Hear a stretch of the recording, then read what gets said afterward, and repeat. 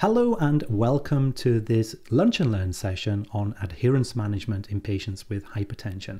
My name is Michael Jackson, a cardiology pharmacist from the East Kent Hospitals. Now, this whole presentation is rather short, 30 minutes, and it's going to look at how to recognize patients who may not be adherent. What are the signs which can tell you, or at least give you some idea, that adherence to medicines is not as optimal, but also some practical tips on how to deal with this and how to motivate patients to be more adherent. And I'm going to do this through looking at a case study. And you can see here that we've got a gentleman, actually Patrick, who was a patient I came into a consultation with earlier this year.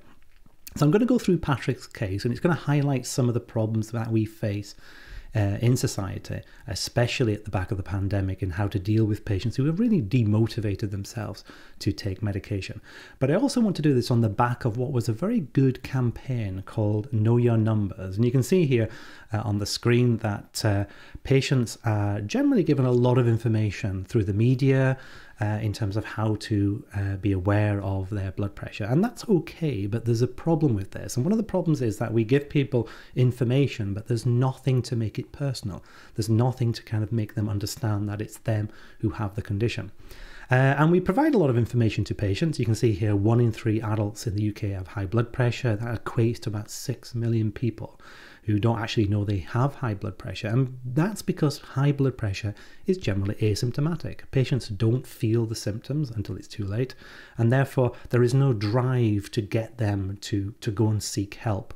And the problem is a lot of the medication that we give them to treat hypertension can give side effects.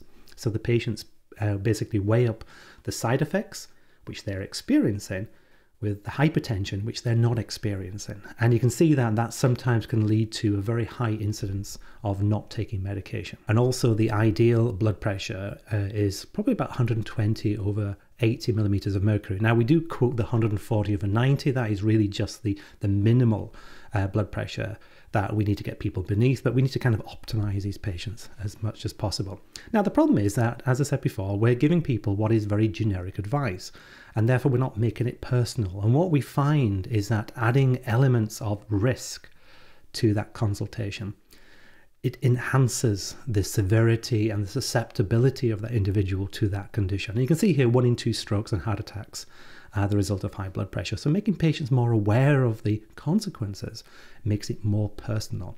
And what I tend to do is I tend to use other things as well, such as dementia, kidney disease, and also erectile dysfunction in men as an impetus to tell them that if you don't measure your blood pressure, if you don't control your blood pressure, there will be consequences which are going to be more personal to them. And it does have a benefit, and therefore from that patients can therefore take actions. And you can see here that actually having ownership over the condition, monitoring themselves, keeping an eye on it, enhances the ability to take medicines. Now, this next slide is something that you would have already seen in some of my other presentations, and that is to give people the numbers and also to show you the extent by which 2022 we are at the moment. Now, the NHS ambitions gives us 80% to try and identify those patients, but also 80% of patients who would be at target. And you can see that throughout the pandemic. This is actually the Kent and Medway area where I'm living at the moment, that we're not getting anywhere near that 80%. There's a lot of work to be done. As a consequence, we have obviously the estimated number of heart attacks. And this is actually a way to get you to make an action within your own practice. And you can see what I'm doing here. So just giving you figures is one thing, but actually equating it to a consequence, such as a heart attack and a stroke, is the same principle that we work with patients. Give them something that is more tangible. And across the whole of Kent and Medway, there's many initiatives going on, and a lot of you would be aware of this. We have the CVD Central Resource Pack, which is looking at kind of getting a lot of community pharmacists to be involved in case finding, getting patients to come in and do their blood pressure. And this has a lot of collaboration with many different societies to do that. And then on top of that, we have what is the East Kent Hospitals clinical pharmacists, which are the cardiology pharmacists going into GP surgeries and enhancing the care. But also, as well as that, we have a voluntary section. This is called EK360, which is the East Kent 360. This is a voluntary initiative which is there to bring people who are giving up their time to go into certain areas. And you can see here we have 3 big areas which have been managed. They go in and they set up areas where the public can come in. They discuss the consequences of hypertension, and that is a way of trying to make it more personal and to therefore try and embed a need to do something about it. But also as well across the whole of the south of England, you can see here that we have many different campaigns. And these campaigns are very good at getting people to be aware of it, but patients need to take action. They need to somehow understand that hypertension is a problem. They need to know whether they have hypertension, but also if they are taking medication, that they need to take it correctly as well. And we also have looked to try and educate healthcare professionals. And this is an education which is available on this site. This is it's 3 modules in total for hypertension for pharmacy prescribers, but very useful for pharmacy technicians, nurses, and also GPs as well. It gives a really good overview of hypertension, very case study led. And you can see there's a QR code there. You can just scan that with your phone and to get onto it. Now, what we do as well is we try and focus healthcare professionals to look at streamlining the patients, because there's so many patients out there that need to be optimized. And we do this through this risk stratification tool, which looks at different priority groups. Now, the priority groups are good if you have a very good ethnicity data within your data set. But it doesn't really make a difference. You can still look at the patients who are most at risk and then work through this in a very methodical manner. And therefore, one of the first interventions you as healthcare professionals could make is to ensure that all your patients who are on your register have had a recent hypertension reading undertaken. And that can be done either through their home blood pressure monitoring or going to a local chemist, hence the reason why some of the initiatives across the whole of Kent and Medway are so good. Now, let's move on to what is the medication adherence. Now, I want you to think about this and maybe pause the video at this point. There are several patients on this list. I want you to think about which of these patients is non-adherent to their medication. So just have a think about who you think, looking at their faces, what comes to mind? We all have a stereotypical person, and if many of you were actually looking here onto the right-hand side, you would see the young man, overweight, the typical couch potato that used to be told about many years ago. But he, believe it or not, is actually the most adherent of the group. And even though we look at people's faces, we try and have an opinion where we think these patients are actually adherent or not. And sometimes you can be wrong, and very wrong. And what I'm going to show you very shortly is some of the cues that can sometimes lead you to make a decision, either correctly or incorrectly in some cases. The main thing to bear in mind is 50% of all the patients that you have do not take their medication correctly. This comes from the World Health Organization. It's a very old data, but even recent data has shown that adherence management isn't as good as what it should be. And even in my own research, which is more geared towards pulmonary hypertension, again, adherence isn't as good as what it should be.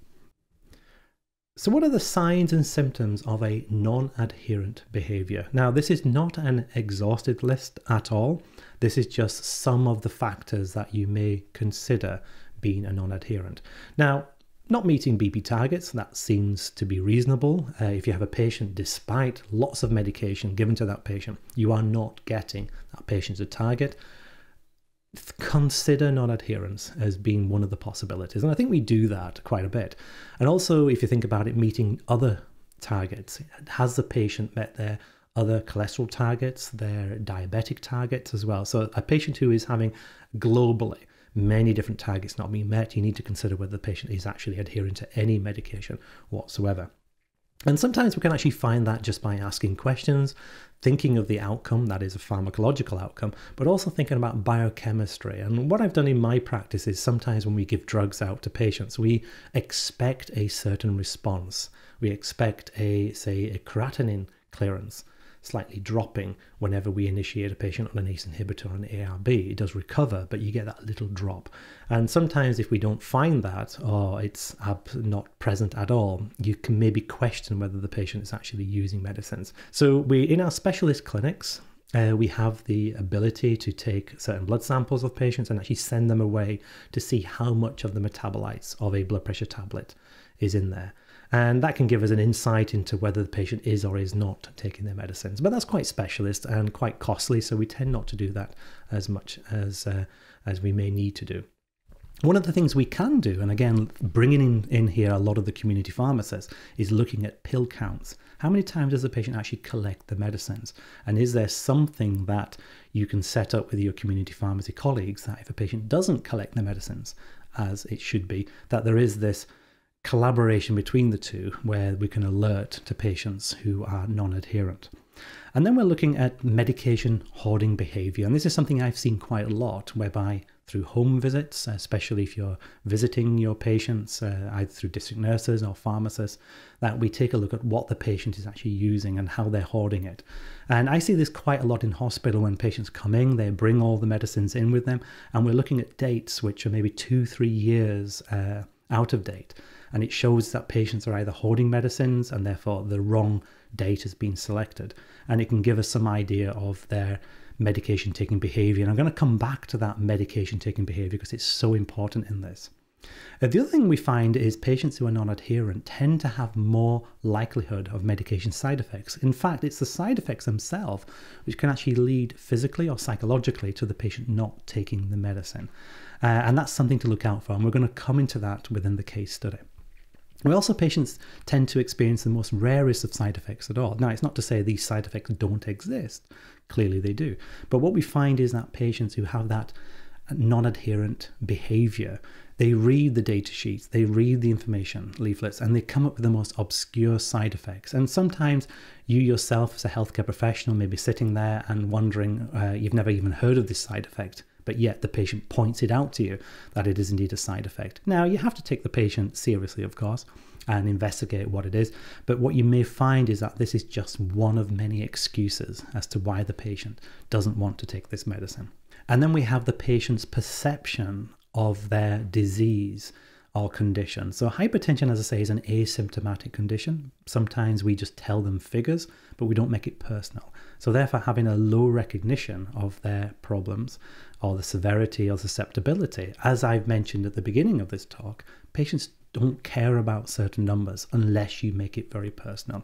And that's something which is really common, and we can do a lot in making it very personalized. And sometimes actually using the Curis 3 calculator is a good way of doing that, where we look at the risks to that person in a very graphical form and showing them how not having that risk, thereby eliminating it, can lead to a lower incidence of the consequences, which is heart. And then we have the patients who we know are non-adherent to their clinic appointments. They do not turn up. These are the typical DNA patients, do not attend individuals who we see time and time again. Now, the mentality of the clinicians, the pharmacists, the nursing clinics is that we generally have our own protocols, 3 hits, and we discharge the patient back to the general practitioner. Now, that's not necessarily the right thing, because all we're doing is we're moving the problem back into what is a very busy department, which is GP practice. And therefore, we're not acknowledging that these patients are not just adherent to medication, not just adherent to coming in, but also many other factors as well. And we need to think about those patients very carefully. And then we have patients who have this disorganized medication taking routine. I'm going to stop here because I want to really talk about this. One of the most critical components of a patient's ability to take medication is the routine they have. What do I mean by that? Patients may have a very good way of taking medicines, morning, lunchtime, evening, and it doesn't make a difference what comes into that patient's life in terms of new medicines. The patient will always take the medicine 3 times a day. So they have a very good routine. If that patient has a very poor routine, even 1 tablet taken a day doesn't actually get taken all the time. So asking the patient, how do you take your medicines, is really fundamental. And we do that in all our clinic appointments. Tell me, sir, how do you take your medicines? Just go through really your normal, typical day. What happens if you forget? What do you do about that? And all these questions can show us or demonstrate whether a patient knows what to do if they miss a drug. What is the consequence of that? And this kind of education is actually quite minimal, but it has huge impact in how the patients do it. So we really need to focus on that. And I'm going to come back to medication taking routine later on. So let's move into a case study. So this is a patient. So this is Patrick. And Patrick I met earlier on this year, but I went back through his records. And you can see this was actually a clinic appointment he had with his GP practice back in 2021. And the pharmacist at the time in August documented that adherence was asked and that the patient confirmed he was taking all his medication. And therefore there was no dose changes made and to review in 6 months. Now, looking at Patrick, what is your assumptions of him? His ability to take medicines. We all do it. We all make assumptions. We look at Patrick, very well suited, very cleanly dressed individual, and we make an assumption that Patrick is a very organized person. Patrick takes his medication very much. Now, we're going to show that this is not the case. So let's go through him. 61 years of age, his weight's very good. So you can see here that his blood pressure when he came into the clinic was relatively high. Now, despite the fact that the interventions could have been made, it was decided that nothing should happen and we should review the person. Now, how many times do we find this when a patient tells us, look, I'm happy, I just want to stay as I am, we'll see in another 6 months. And they're very influential. And they're basically telling us subliminally or actually outright that they do not want to take any more medicines. And you can see here that he's well groomed, is a non-smoking, a referred to community pharmacist. He didn't tolerate indapamide, so we have a kind of something we can latch onto, maybe as a possible side effect for non-adherent behavior. And he has hypertension, erectile dysfunction, and a prostate, which was enlarged 7 years ago. And it's getting quite critical, this. And the notes were very specific that he's therefore been referred for what is a surgical intervention. Looking through his blood pressure, and again, have a think about the tablets he's taking here. Pause the video, think about what he's taking. He's on tadalafil, which is for his erectile problem, tamsulosin, which he's taking obviously for his prostate, and then he's on felodipine, perindopril, and bisoprolol as well. Now, it may well be a good mixture of medicines. The fact that he's actually on 5 tablets here, which are all effectively blood pressure tablets, or can be blood pressure tablets, but yet his blood pressure is not controlled. So there's a lot of things should come into your head in terms of, well, I wonder why he is therefore resistant to his blood pressure tablets or not meeting those targets. And this was a clinic letter. So clinic letter I got was, he had obviously the TURP procedure, which he had obviously a mechanical fixing of his prostate. And the surgery took place in March 2022. It was very private. Normally stay about a day overnight, but he had 2 days. And the reason is his blood pressure dropped when he went into that private hospital. They gave him his tablets and his blood pressure dropped markedly. Now, this happens quite a lot in patients in hospital for many reasons, of course. One could be dehydration. But sometimes when a patient comes into hospital who is not adherent to their medication at home, as soon as we give them all the medicines that they're prescribed, the nurses notice a blood pressure dropping markedly. And that could be for many reasons, but sometimes it's because the patient doesn't take these medicines at home. And the GP or the person looking after them has just escalated all the drugs up. And so you need to be very mindful of that. So it was noted that the blood pressure was low, medication had been amended, and you can see that they took off several of his drugs. They dropped the dose of his perindopril, and his tamsulosin was the only thing really left for his prostate then afterwards. So the question is, what are the reasons for a change in medication and what follow-up is required? So I'm going to let you think about that, so you can pause the video, think about that, and we're going to come back onto that later on. So I suppose because this is an adherence presentation, I want you to think about Patrick. I want to think about, if he is not adherent to medication, what 3 things would you do to both check and improve his adherence? So think of that. Think of 3 things, write them down, pause the video if you want to do that, and then we can move on. So I saw Patrick in June 2022. It was a follow-up appointment that I saw within the GP surgery. And you can see prior to the clinic appointment, I asked him for just some blood pressure readings, as we do. And this was his home blood pressure readings he had. And you can see that he was generally not far off the target. I mean, his target should be less than 140, but it wasn't too bad. And he's averaging over 4 days that. And I suppose the discussion that I had with Patrick was, how do you feel with this? You know, and it was only then that he wanted to get off his chest several things. And he said he feels better taking a smaller number of medicines. He admitted that he didn't take these due to a variety of different reasons. He said he needed to be alert for his job. He felt a little bit dizzy, a little bit lightheaded. He felt that the medication was actually causing his erectile dysfunction to be worse, and he didn't want to tell his doctor about that. He was a very proud man. And therefore, we went through that discussion to do with the consequences because, he's had an operation, he's had a procedure done, and now he needs to think about the long-term management of his condition. So going through those potential dangers of hypertension, making him aware of that drugs do cause side effects and that a lot of the side effects do go the more you take them.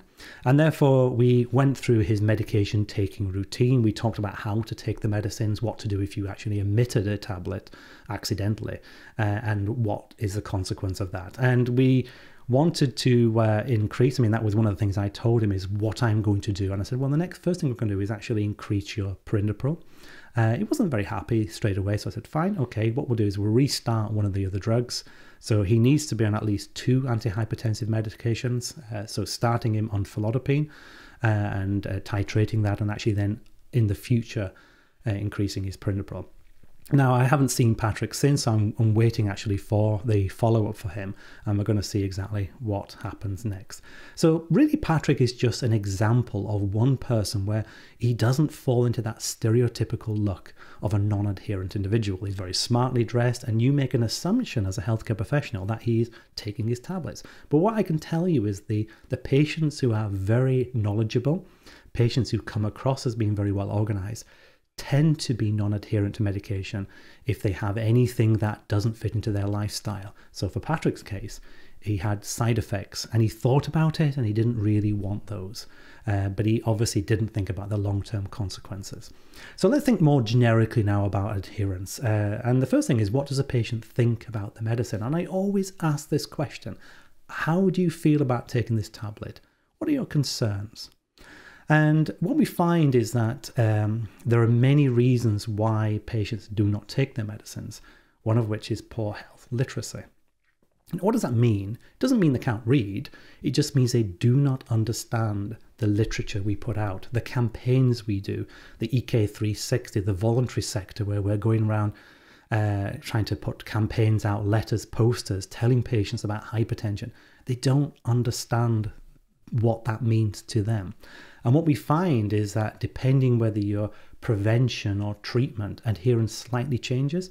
So you can see here that medication adherence ranges from 50% when we're looking at primary prevention for patients with atherosclerotic cardiovascular disease. But when you've had a heart attack, when you've actually had heart surgery, adherence increases, but not by very much, 66%. So those patients coming out of your hospital on triple therapy for having a heart attack, on ACEs, beta blockers, statins, they don't take their medicines as well as they should be. So they need that follow-up. And this is just one disease problem, which is hypertension and cardiovascular disease. Patients have poor retention of information. So as a hospital pharmacist, we believe we're doing a very good job. Now, we tell patients about their medicine. But I can tell you now that is completely ineffective. The patients need to be followed up after they've got through the hospital stay, after they've accepted their condition they've now got, and how to move forward through several dose titrations. They need to be informed continuously about the benefit and the side effects and what's happening to them. Because we do wipe our hands quite a lot as hospital pharmacists. We discharge the patients and we think everything's all hunky-dory. Patients are worried about the now. They're worried about their hospital stay. They're worried about leaving the dog at home while they're in hospital. There are many factors why the patient is not going to be listening to you. So we need to think about the language, the level of understanding, and just make sure that we reiterate this. And doing that, actually using an action plan or something that has that collaboration between healthcare professional and patient, is very good. And we're going to come on to that. There's many common barriers to patients not taking medicines. I've just listed a few. Forgetfulness. Yes, I accept that. There are patients who are just quite forgetful. But you can solve that by having a very good medication taking routine. I'm not a lover of Dosset boxes. I think they have a purpose, but not everybody should have Dosset boxes. People should be thinking of their routines And if you have a very good routine, you don't need a dossier box. So again, that's one of the things we focus on. There are patients who would say they forget, but it's actually deliberate forgetfulness. And these are patients who then have that, there's other reasons why they're not taking the medicine. It's usually personal reasons as well. And that comes onto the beliefs. And one of the things that I do as part of my research was to think about how patients understand their medicines, understand their conditions, and the beliefs behind that, especially false beliefs, things they've been told by other people, which is completely wrong. And I have to say, a lot of the media do a really good job at putting out false beliefs. The Sun, other newspapers, where information is coming out completely incorrect. And we're seeing this in the social media, where TikTok, Instagram, other forms of information coming out is completely changing people's opinion in a negative way because they just don't understand what's right and wrong. So there needs to be people who are in society which can stand up and actually be the one who can teach you that information. Practical difficulties with medication use. So if you do get issues with side effects, or maybe trying to use like an inhaler in an area where really you're very busy and it doesn't have a workplace, but also the drug side effects as well, which can be there and very real as well. So I want to kind of give you this. So think about this. This is something called an expanded health belief model. This is something I use as part of my research. And it breaks down the psychology of medication taking behaviors into several categories. Now, I'm going to just go through this very quickly, but you can stop the video and just, look at it and understand what it actually means. So right at the end of this whole thing is the likelihood of having the action that we want, which in this case is medication adherence. So this is the likelihood, but you can see there's many factors affected. So let's move over here. So at the middle is the perceived threat of the disease. And that comes from patients' understanding of the severity and the susceptibility of the disease to that person. And it's an individual perception. And yes, we have cues to action. So we have the media, we have illness, we have advice, we have posters, we have the EK360 voluntary sectors, we have the community pharmacists putting posters out. These are the cues.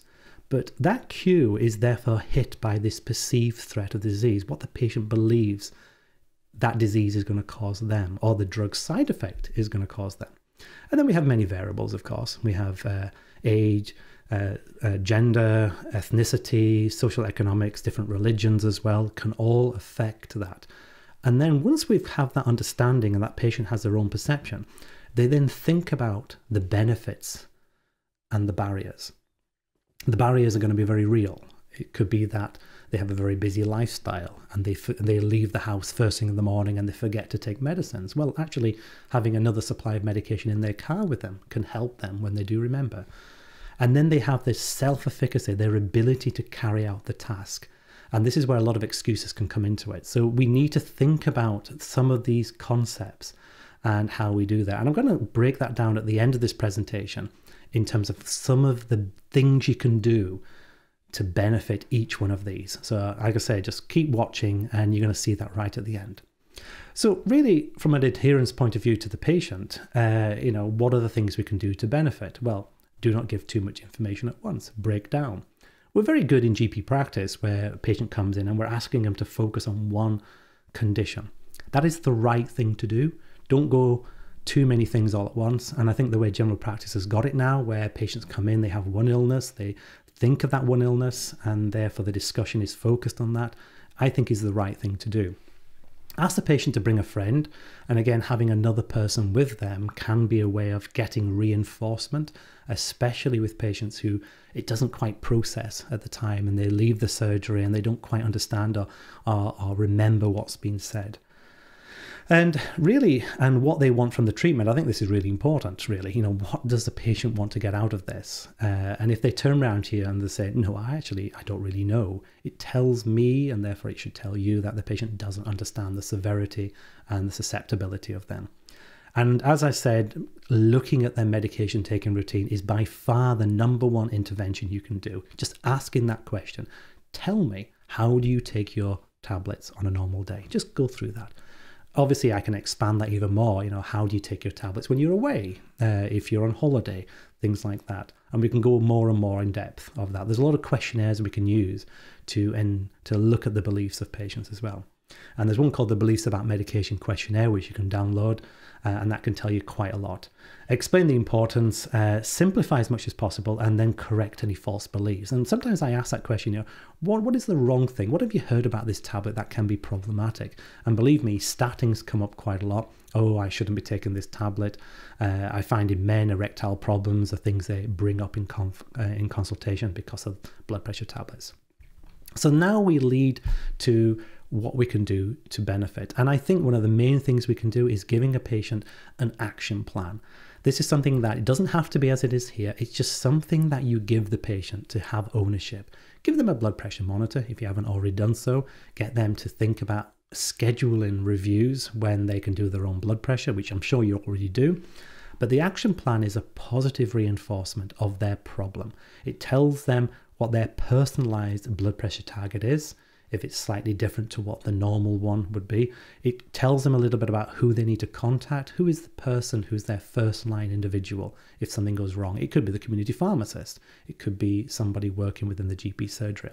And then because of technology now coming up, there's so much information on sites. So we can go to things such as the British Heart Foundation, Blood Pressure UK. These are just QR codes now, and we're kind of using these as much as possible. So let's just reiterate and kind of bring together in one some of the things we can do. We can avoid a large pill burden. We can align medication to certain familiar times of the day. So we all brush our teeth twice a day, of course. So morning and evening, having their medicine somewhere nearby. I'm on one tablet a day, and I tend to find I have it actually sitting where my cereal is, so that every morning I get up, I always remember, because I always have cereal. That's a commonality in my life, so I always remember to take it. Simplify as much as possible using once daily medication routines or long-acting drugs. Encourage this self-monitoring behavior so the patients get used to knowing what their blood pressure is, and therefore think about any kind of apps or technology you can do to do that. Use medication as kind of smartly as possible. And what I mean by that is if the patient has other conditions, use medicines that not only do blood pressure, but actually cope with other things as well, such as drugs, which can be used in patients with heart failure, diabetes, MI, kidney disease, and stroke as well. Compliance packs are okay, but I'm not pushing these because I believe they have a place, but it's not something which should be reliant upon. And one of the biggest mistakes we make as healthcare, we say, patient's non-adherent, let's give them a Docet box. This is one of the biggest mistakes we can make because we're not getting to the root problem, why the mistake happens in the first place. And even though the patient has a pack, if they have beliefs about the medication, which contrary to those you think, the patient won't even take the medicines. And the number of Docet boxes I see with medication holes not even punched out is a lot. So let's come back to what I said about the healthcare belief model, this modified health belief model. And therefore, just again, you have this for your own purpose, stop the video and look through. What I've done is try to segregate these into what we call a construct, which is either the barriers, the cues to action, self-efficacy. And it just gives you some idea here of some of the things we can do. One thing I want to point out is that there's some really good mobile reminders you can have called MediSafe. These are things you can put on your mobile phone, and it kind of prompts you when a scheduled medication is needed. So there's a lot of things you can do here. And then down for the self-efficacy, we'll have motivational interview and health coaching. So it's something that we can do through many different forms. It doesn't have to be a GP. In fact, it's probably better going with somebody like a nurse or even a pharmacy technician who can actually go through and kind of motivationally interview, make sure the patient is okay, talk through them, even have a series of questions we ask the patient about their medication behavior as well. So I hope this has been useful for you. Some of the take-home messages, which I think are very useful, is think about the communication, the dialogue you're having with the patient. Use your probing, targeted questions and ask about how they take their medicines. The next thing is that non-adherence is very common. Every other patient you're going to see may potentially be non-adherent to that medication. So what is the consequences for you as a clinician? Well, you take action. If the patient is not meeting their targeted blood pressure targets or their lipid targets or their sugar targets, the consequence is that you change the medication. And the likelihood is you're going to choose a drug which is more likely to cause side effects, because you're going to use either a higher dose or you're going to change to a drug which has more side effect to benefit ratio. And we do that instinctively because that's what NICE do. NICE have algorithms which put the best drug at the top of the algorithm because it's the one which gives you the best benefit for the least side effects. So one of the things I tell patients when I'm starting a medication is to say, I am starting you on this drug because this is the drug which has the least number of side effects. Please take this. If you are controlled on this, I will not need to go any further. But if you are not controlled, I will add in drugs sequentially at slightly higher doses. And it's just another way of reinforcing the reason, the rationale as to why that drug has been changed. So think about medication taking routines. We've already gone through that. And also this fact that be aware of those who are over-treating with blood pressure medicines. And this comes back to previous videos, which I have, especially when patients are coming in with lightheadedness and dizziness, despite their blood pressure target not being met. The patients actually might be experiencing something like pseudohypertension, where the physical effects of low blood pressure are very apparent, despite the fact that blood pressure reading seems to be too high. So be very deductive in that. As I say, there's a lot of information available on our site here, and I thank you very much for taking the time to listen. And any problems, give me a shout in the link or any other way. Thank you very much indeed for listening. Bye-bye.